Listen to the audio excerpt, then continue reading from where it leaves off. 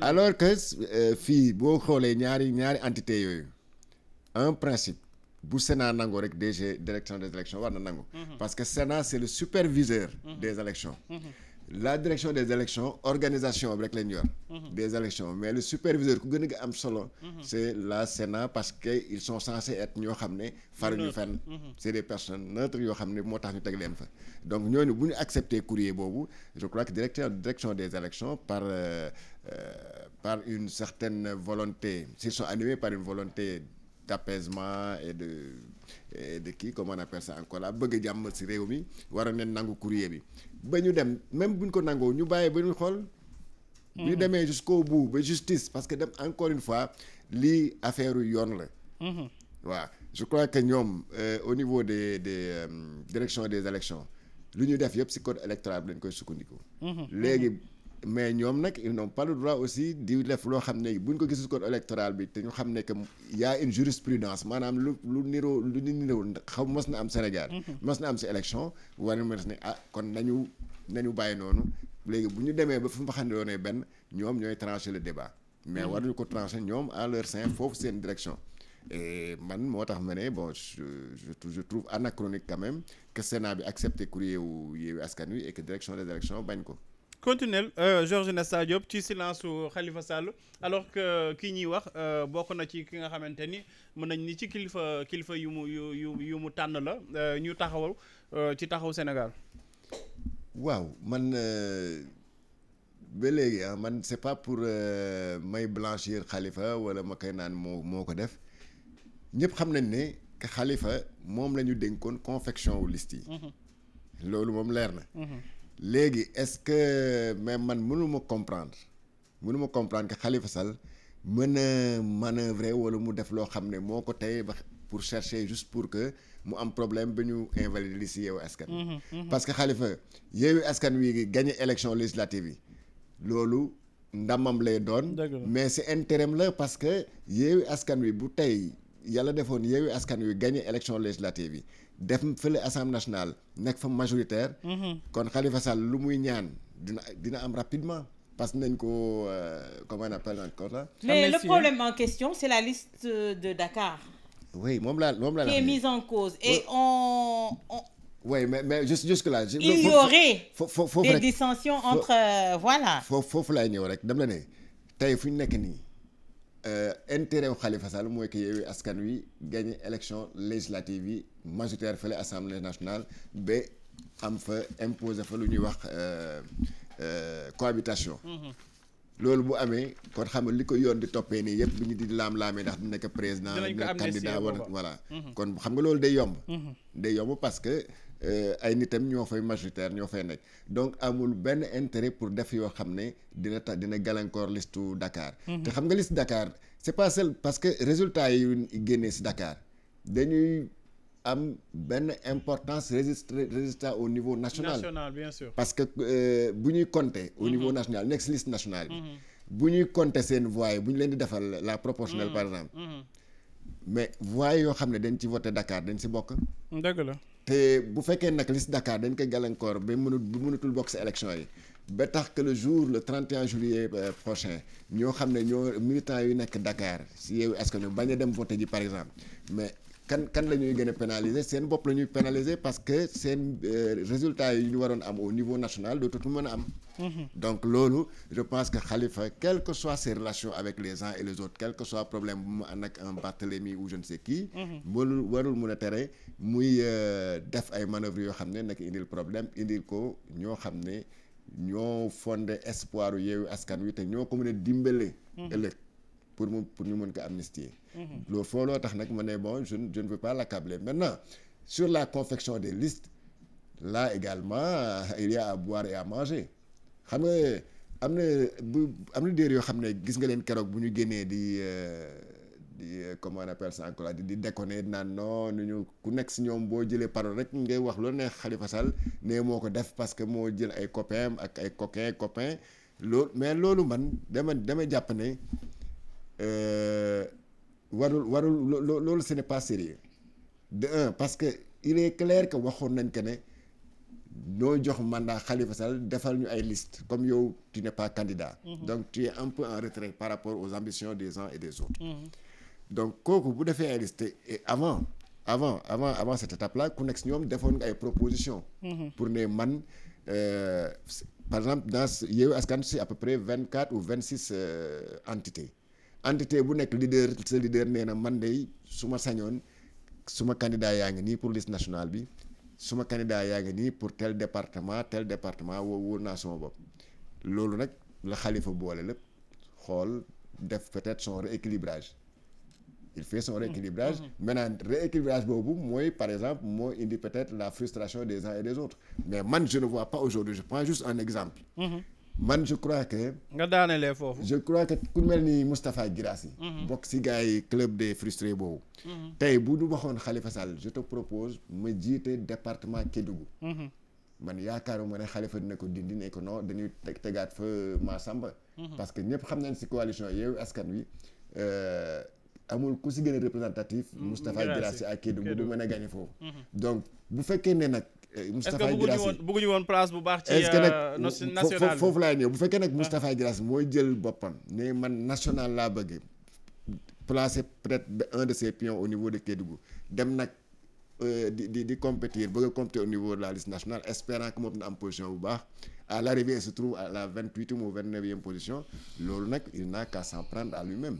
parce que xam nga booy dem ci compétition aussi da ngay maximiser tes chances. Absolument. Maximiser ses chances c'était quoi? C'est dire je veux diriger la liste départementale de Kédougou kenn du ko woon xañ ci boobaa.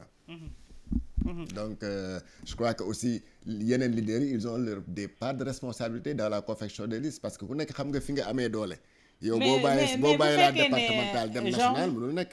Georges tey jii bu fekkee ne Khalifa day confectionner rek et de revenir aussi au niveau des leaders pour ñu approuver pour qu'il y ait consensus est-ce que du loolu moo indi tey ce problème là qu'on est en train de vivre. waaw foofu peut-être je peux dire que foofu.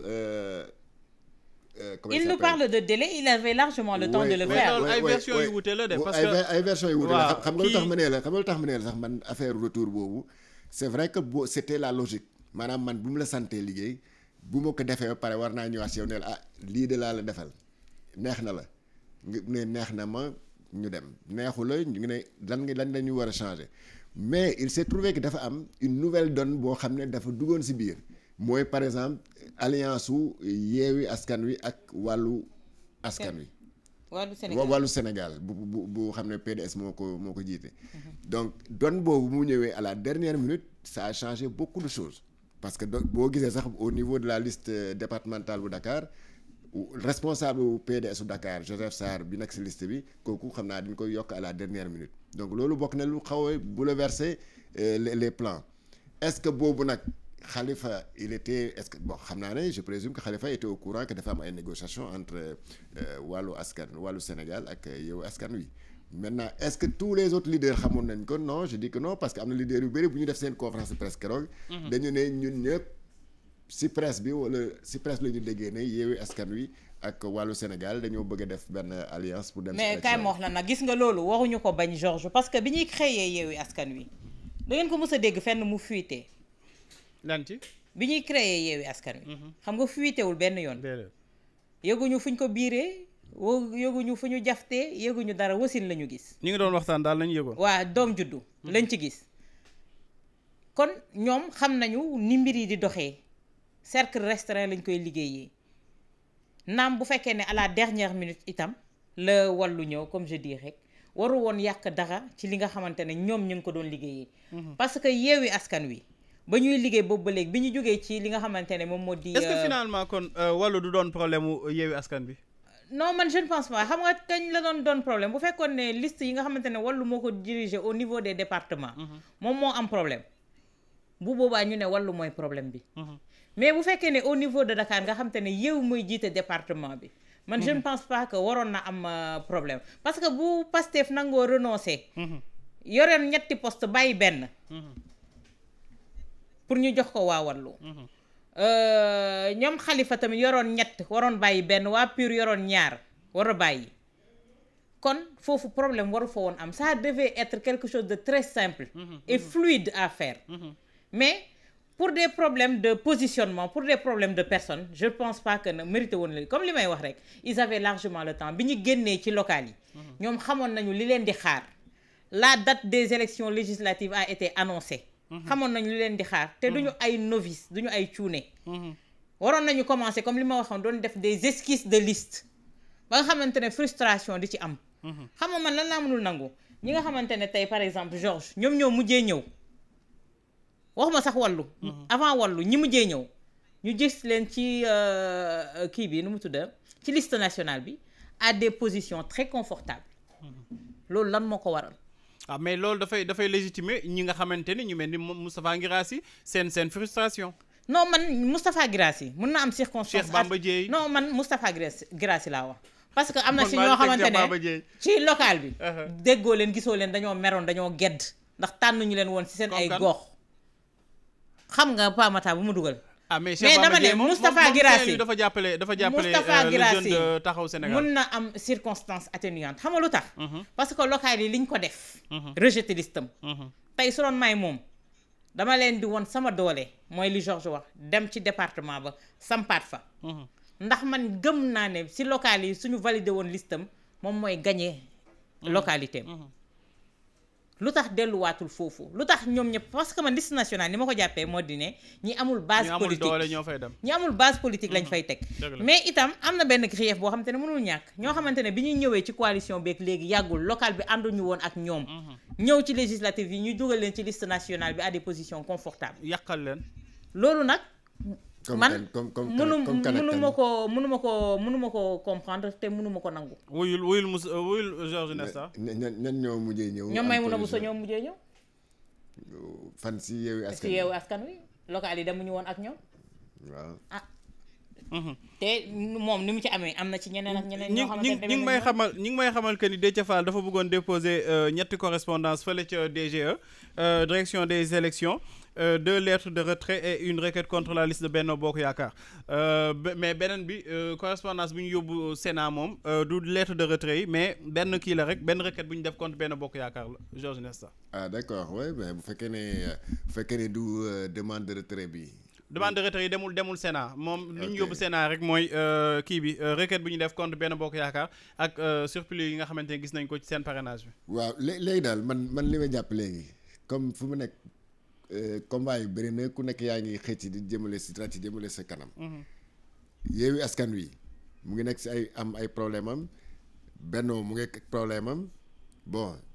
gis naa sax que lettre arrêté ministre de l'intérieur bi génn temps yi ñu ne dañu ne le surplus loolu c'est nul et non avenu bon là également ça complique les choses donc ça veut dire quoi ça veut dire que fu mu nekk nii pour jàmm am daal nañu bàyyi ñëpp ñu dem non bu ñu defee noonu nag je suis désolé dinañ recalé ci parrainage bi aussi dinañ la loi également ñun ñoo fi nekk chaque jour di yuuxu ne qu'il faut qu'on respecte la loi il faut que la loi soit respectée mais affaire de masla amu ci quand on commet des erreurs on le paye cash d'accord mais voilà et on respecte la loi mais affaire de masla mais yow ban loi nañu respecté loi bi dafa interdit parrainage yow kii Awa Diop Ndiaye mais ñoom ñoo ko nangu mais voilà mus nañ fi toog ma ne la Pamata man mënuma nangu ñu ne ñi ngi xeex ne parrainage warul am ba pare jël fiche dem di wuti ci parrainage soit da ngay nangu leen soit da nga koy bañ mais doo taxaw ne lii par force il faut mu am il faut ñu invalider lii cour de justice de la CEDEAO wax na lii ak lii ba pare nga ëlbatiku dem si suuf jël fiche de parrainage dem di uti parrainage soo demee ba def loolu mooy cautionné nga ko nangu nga ko soo ko nangoo ba pare nag leneen li ci topp yëpp di ci décoller da nga ko war a accepter. Georges Nesta ñu toj dem ci sécurité ak insécurité xam nga li ma bëgg wax ba pare juste pour préciser rek lu tax ma ne